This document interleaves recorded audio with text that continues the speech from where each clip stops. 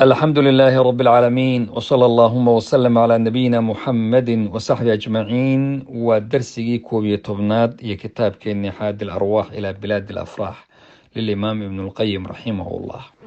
هل كان شيخ وعوها الله باب كمذا بابك أغوان أكسن أي كتاب كاللوغة هذا الله ورؤية أهل الجنة لربهم تبارك وتعالى وددك أهل الجنة إني أركيان rabbigood inay arkayaan waa baabku min ashrafi abwaabi alkitaab baa la yidhaahdaa. waa baababka ugu muhiimsan oo kitaabka ku jira, waana kuwa indhuhu ay ku qabowsadaan, indhaha dadka ahlu sunnada waljamaaca ay ku qabowsadaan, waana baababka ahlulbidcada iyo dadka xunxunna ugu daran. waa gaaya ayaa la yidhaha baabkani waxyaabihii dadkii dadaalaya ee u dadaalayeen, dadkii tanaafuska ku jiray iyo tartanka aakhare ay ku jireen, tasaabuqa ku jiray waxay u socdeen, dadkii camal falaya waxay u shaqaysanayeen.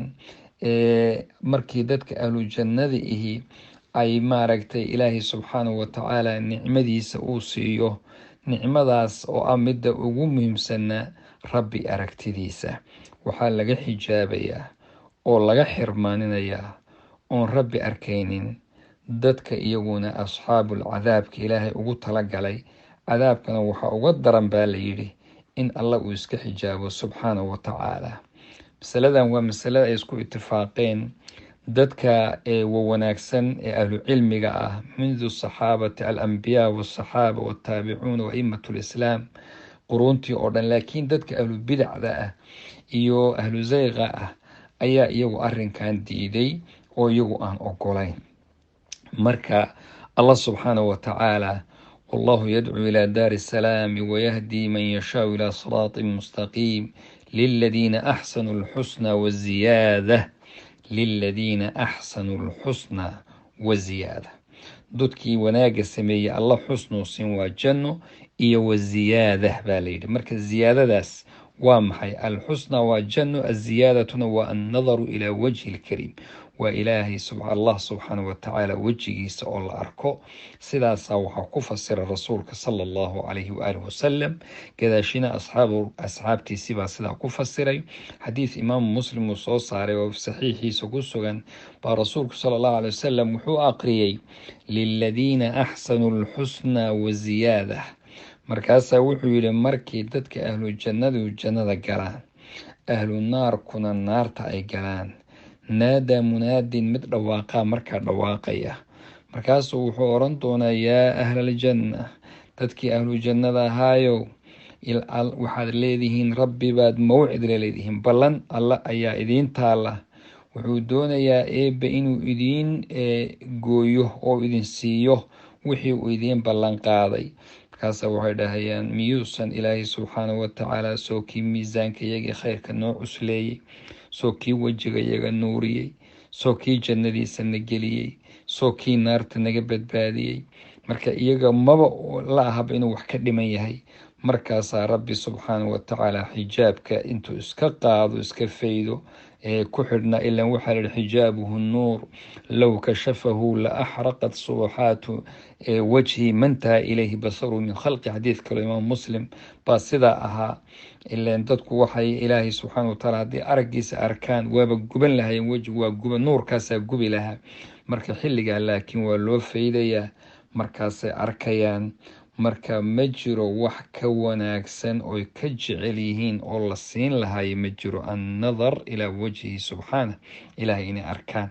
saxiixeynka waxaa ku sugan bukhaari iyo muslim in rasuulku sal lla ly salam uu yihi, dad baa u yimid rasuulka, waxay dhaheen yaa rasuulallah hal naraa rabbana yowma alqiyaama, maalinta qiyaama rabbi ma arkayna?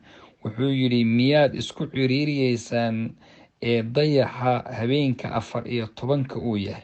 14 waa habeenka caddadu 14 ay tahay, miyaad isku ciriiriyeysaan? markaasay yidhaahdeen maya. markaasaa wuxuu yidhi sidaas oo kale oo weliba miyaad qoraxda oo iyadana wax idinka xijaaba daruuro aan jirin isku ciriiriyeysaan araggeeda? waxay yidhahdeen maya. wuxuu yidhi idinkuna sidaas oo kale baad rabbi u arkaysaan.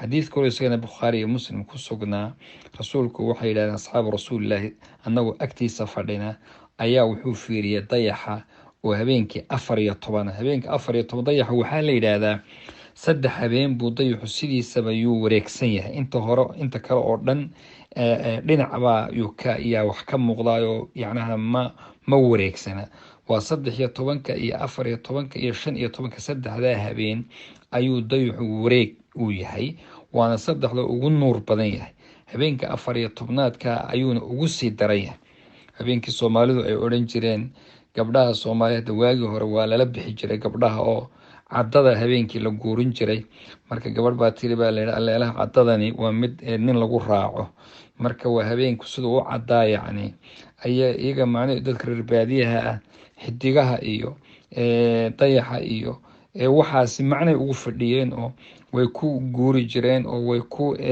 geelay wax ku aroorin jireen oo awrta lagu dhaamin jiro oo reerka ku guuri jiray oo gabdhaha ku raaci jiray ragga oo marka xilli la socon kara laakiin hadda dadka reer magaalka ah baan iyagu nalalkaana u jeedaan oo dayaxii iyo xidiga toona war uma hayaan marka inakum satarawna waad arkaysaan buu ku yiri rasuulku sallallahu alayhi wasallam rabbigiin si cad baan u arki doontaan iskuna ciriiriimaysaan sida qoraxda aydan isugu ciriiriyeynin markaasaa wuxuu ku yiri rasuulku sallallahu alayhi wa alihi wasallam ku dadaala inaydan salaada subax yani qabla tuluuci shamsi iyo qabla alghurub waxa weeye salaada subax iyo salaada casar inaynan idinka tagin ha lagu dadaalo marka taasina wasabbih bihamdi rabbika qabla tuluuci shamsi wa qabla ghurubiha marka sidaasay culimadu ku fasireen inay tahay waxyaabaha ugu sharaf badan in labadaas salaadood si gaar ah ayaa iyadana salaatul wusta marka laga wareeyo xaafidu cala salawaati wa salaatil wusta marka salaatul wusta waa kad khilaafkeeda casarka miyaa mise subaxa sida raajixana waa casarka marka laba salaadood aad loogu dadaalo weeye ilaahay subxaanahu wa tacaala hina waafajiyo khayrka dhammaantiina allah hina waafajiyo jazaakum allahu khayr barakallahu